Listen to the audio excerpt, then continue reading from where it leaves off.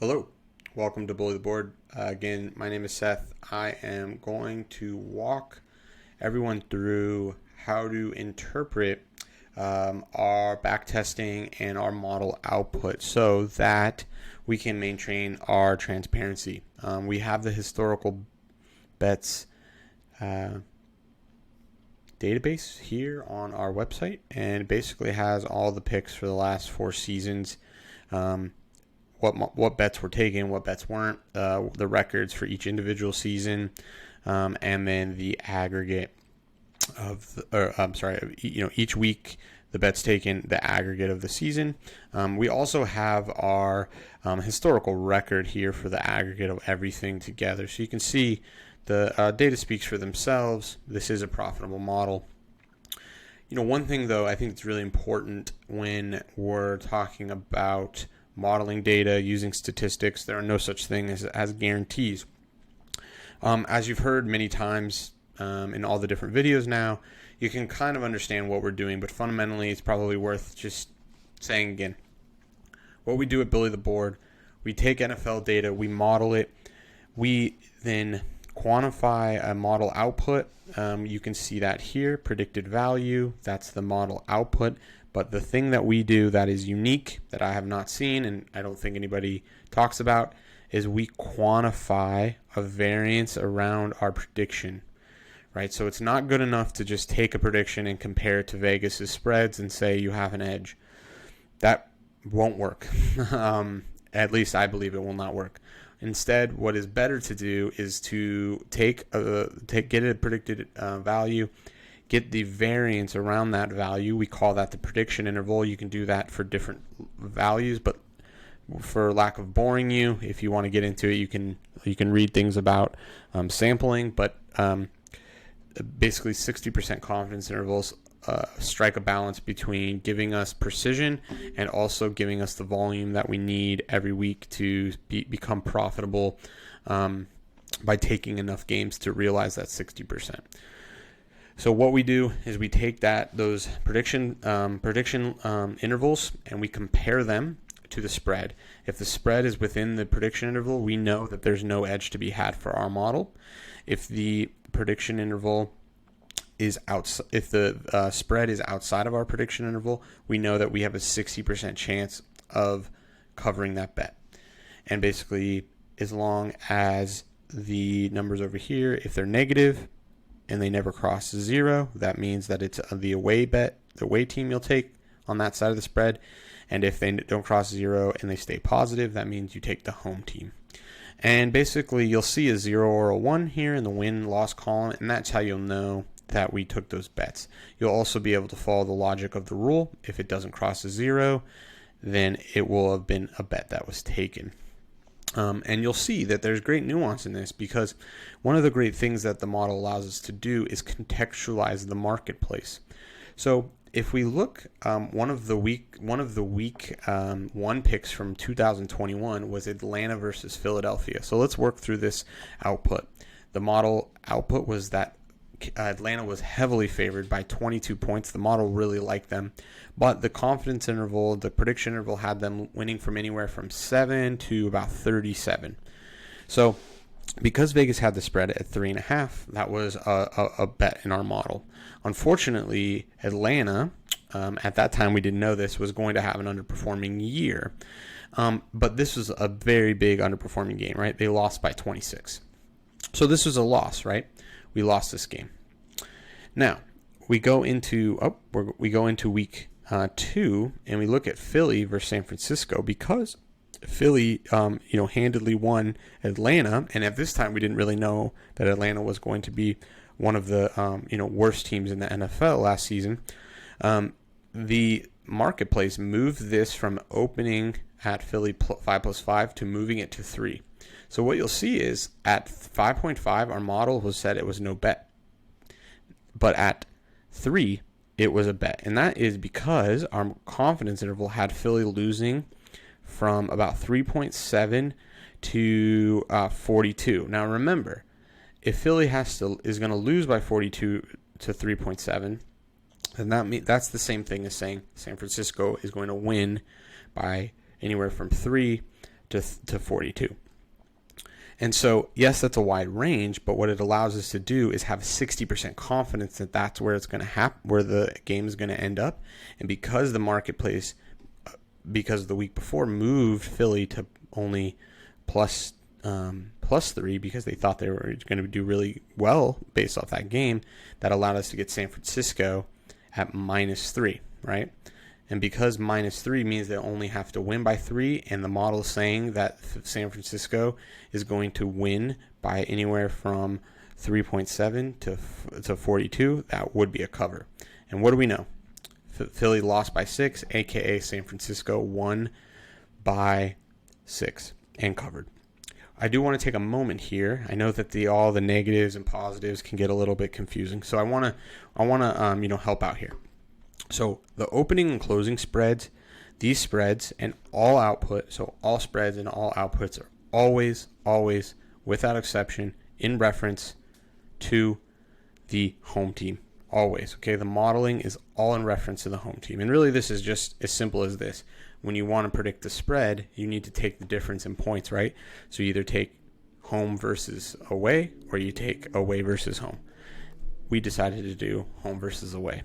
So everything is always in reference to the home team.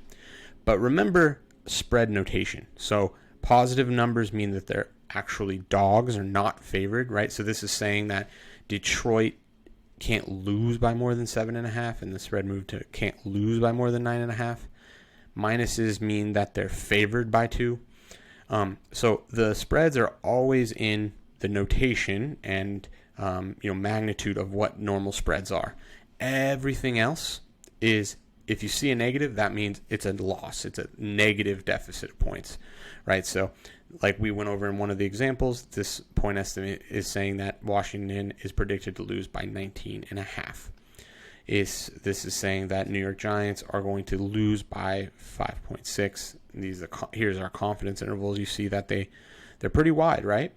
And I think that's important because it shows us that we don't actually have any edge. Our model has no edge in most of these games, right? Now we can take a look at some of the games where we did have edge. Let's move to week 2. We already talked about the San Francisco 49ers at the Philadelphia Eagles. But let's go down to Tampa Bay versus Atlanta. So we did see, obviously, that the week before Atlanta had a rough start to the season. So our model has Tampa Bay winning by 23 with a confidence interval of 8.1 to 37.9. So we'll call that 38. So the marketplace opened at 7, and then it moved it to 13, right? Well, makes sense. Atlanta got slammed the week before. Same reason why the Philadelphia Eagles line moved is the same reason the Tampa Bay line moved, right? There's not a lot of faith in Atlanta. So it's important here to take a look at some important concepts and strengths of our model.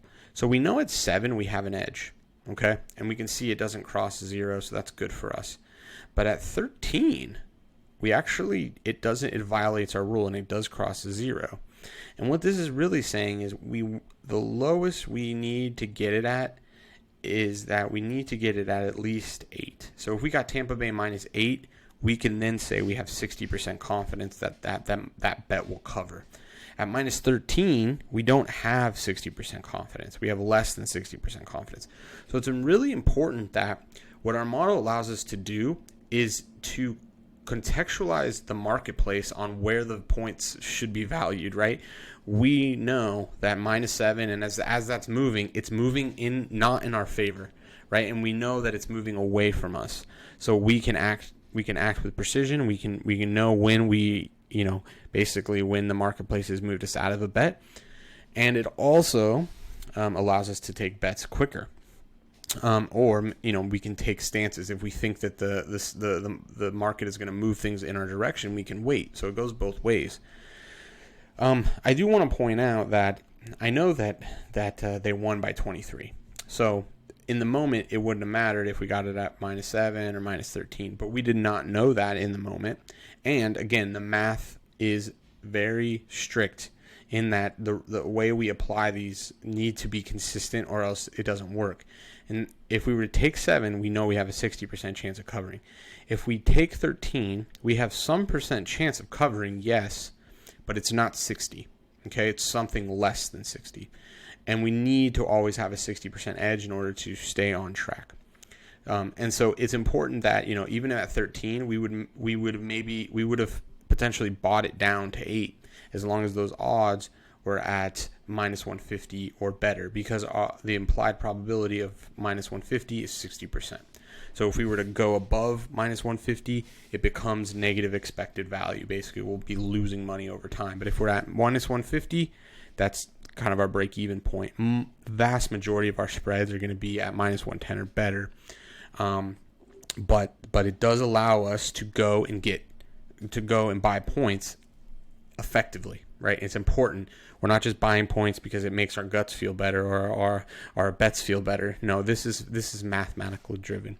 So let's take also another the third game in that week that was that the model gave us, and that was Green Bay was playing Detroit. They model liked them by 25 with a confidence interval of 9.8 to all the way to 40.5. The spread opened at 7 and moved to 11.5. Same idea here. We want to make sure that once the spread started moving, right, we need to get it at 7. So if we couldn't get it at 7, we could get it at 8. If we could get it at 9, we would get it at 9. But once it got 9.5, 10, we needed to either buy it back down to 9 or wait to see if the marketplace would move it back down. If we would have waited, it would have ended up at 11.5, and it would have been more expensive for us to get it at 9. But nonetheless, it more than likely would have been in our we would have been able to afford it. Now, the reality is we would have probably taken it around 7 or 8. I don't exactly remember, but yeah. But long story short, we would get it at 7. They won by 18. This was another cover. And actually, week 3 of last week was it was a perfect week from spreads, and our intervals were almost perfect. We went, I believe there were 12 games, and we went 10 for 12. So a high win rate here. So these are kind of examples. I hope that this makes sense. Long story short, really what you're doing is you're going to be looking at the prediction intervals. You're going to see if the spread is contained in the prediction interval. And if it is, it means it's no bet. If it's not, it means it's a bet. And basically you're going to use these columns over here. If they're negative, they don't cross 0, then it's a bet. And if it's negative, you're going to take the away team. If it's positive, you're going to take the home team. Simple as that.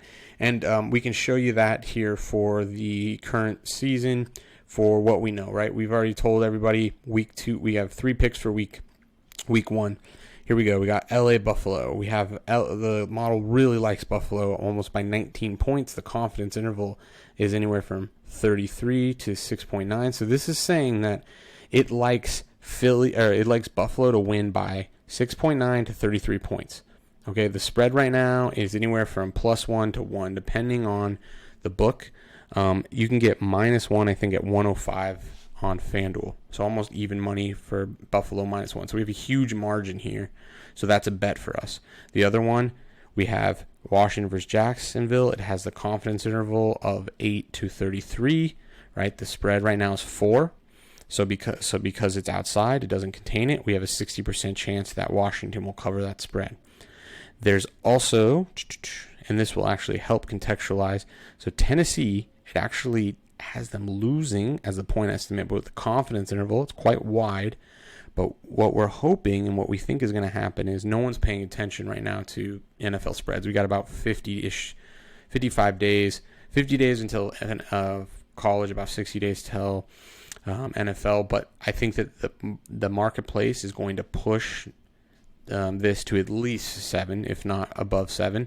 And what we'll be able to do is we'll get it at +10. If we can get New York at +10, this will allow us to be another bet. And so basically the way you can interpret this, we need to get 3.3 points to get to 0. Once we're at 0, we know it's a bet. Some of these other ones, yes, they can be bought, but the problem is that points are going to be too expensive, right? New England, Miami, the spread's only 2.5. So to buy 4 points is going to be way, way, way more expensive than -150 odds. But the New York Giants is one that we're hopeful for, and we think that if we can get it at plus 10, or when we it's a bet at plus 10, but we think that the marketplace is going to move it to plus pretty close for us. So I don't want to go much further with this. I really just wanted to kind of take a high level and talk to everybody about how to interpret this, hopefully add some value and some context.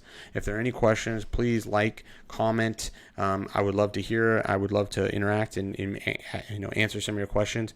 Please check out our Instagram for week 1 post. We're giving away 1 unit for week 1. And then without any further ado, I will see you all soon. Take care. Bye.